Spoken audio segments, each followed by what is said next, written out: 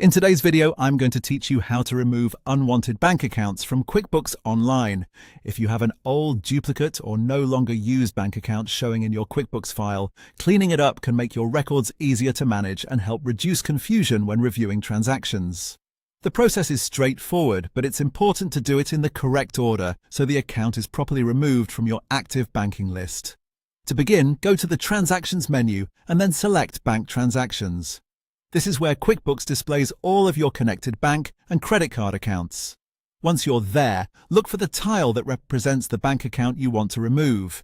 Make sure you choose the correct account, especially if you have multiple accounts that look similar. After selecting the account, click the pencil or edit icon. In the options that appear, choose Disconnect Account. QuickBooks will then show a pop-up window asking you to confirm the action. Take a moment to read the message so you understand what's being disconnected. When you're ready, confirm the disconnect. This first step is important because it stops QuickBooks from continuing to pull in new transactions from that bank account.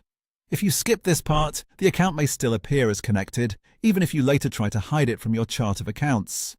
Once the account has been disconnected, the next step is to make it inactive. To do that, click the gear icon in the upper right corner of QuickBooks and select Chart of Accounts.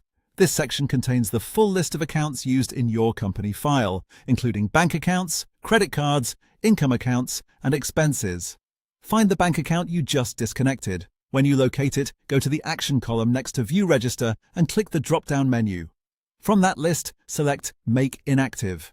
Making the account inactive removes it from your active list, which helps keep your books organized without permanently deleting historical records tied to that account.